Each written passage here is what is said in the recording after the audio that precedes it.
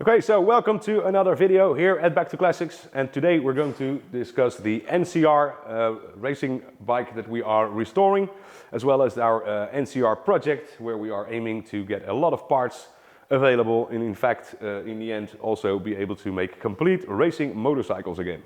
If you like this video, be sure to like and subscribe so you'll be notified when we have new videos online, and it's the best way to support this channel is actually to subscribe. So that said, the engine has been pulled from the bike and has been dismantled completely, as you can see here before me.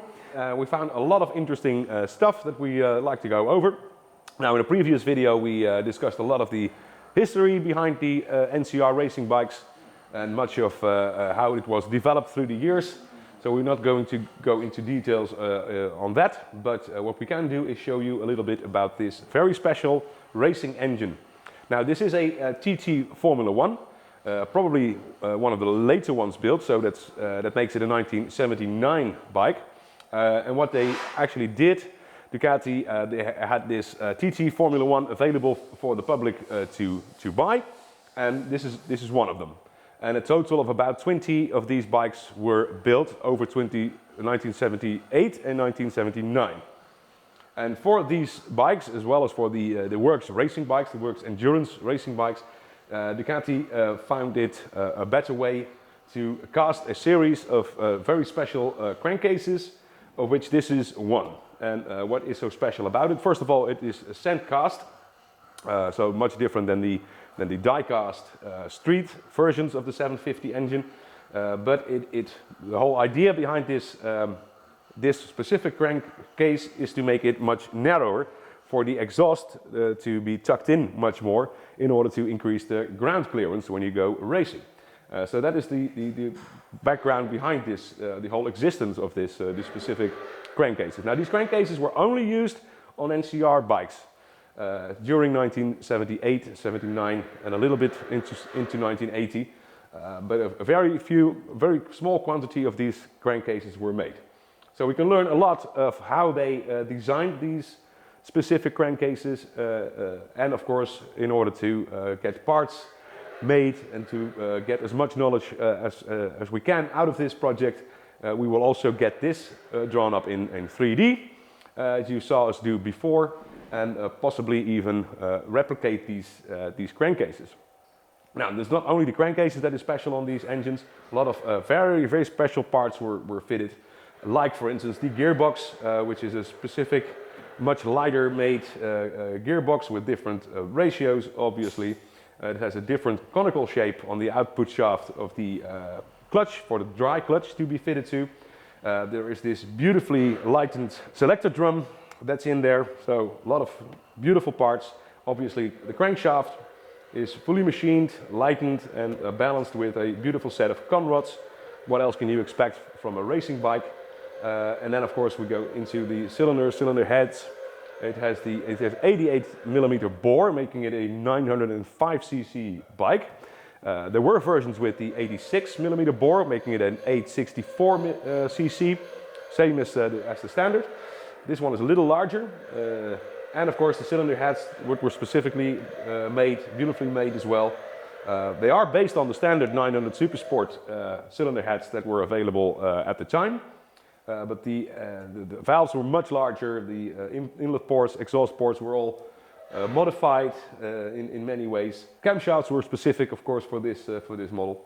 So a lot of things to go over and a lot of things for us to develop further, because like I said, we want to know all the ins and outs of how NCR built these bikes back in the late 1970s. Okay, so the engine is one thing, of course, to address on this restoration project, but there are a few items missing on this specific 1979 TT Formula 1 that we're restoring. Like, for instance, the front fairing and the exhaust system and a few other things. So what we actually done in order to get these items made is to get into 3D. Now, already we explained a lot about that in previous video about the NCR project. But meanwhile, we have come quite a way. Obviously, not so much on the specifics on the engine, because that has now just been disassembled and now up for the 3D project. But as you can see, we have been working very hard to get much of the details done. And for the bodywork, we can say that we are now done with the front fairing in fiberglass, as well as the front mudguard, and we are still currently working on the tank seat combination as used on the NCR. You can drop in some pictures to show you a little bit about that. So what we're done now with the frame, several types of frames, goes a little bit too far to go into every little detail, but as you can see here, we have drawn up all in 2D now, the complete frame, the Daspa frame, which is now ready for production.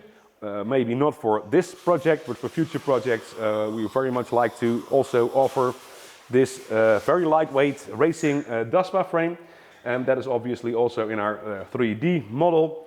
And now you can see how far we are with the exhaust system on both sides. That's also done now in 3D to be made into 2D and then obviously into production, as well as some other minor bits, like for instance this breather box. We were able to lend one from a collector in order for us to copy that, and we copied it in 3D, made a 3D print, and that is now being made in correct fiberglass. Now we're working on this whole setup for the endurance racers. They had this quick release setup for the rear wheel that we're going to make as well. So a lot of things to do still, but as you can see, we are progressing very nicely, and we are getting close to completing at least the rolling chassis bit of the 3D model.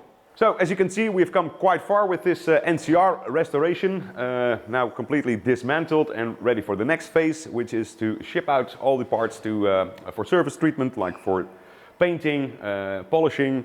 A little bit of zinc plating is there to do, so that will be the next phase.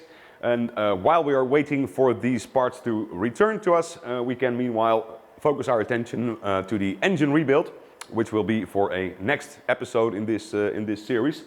So, like I said, everything is prepared and ready now to be shipped off, and we'll catch you later with the next episode in this project. So this concludes another video here at Back to Classics. We thank you very much for watching. Toodaloo-dokie, see you next time.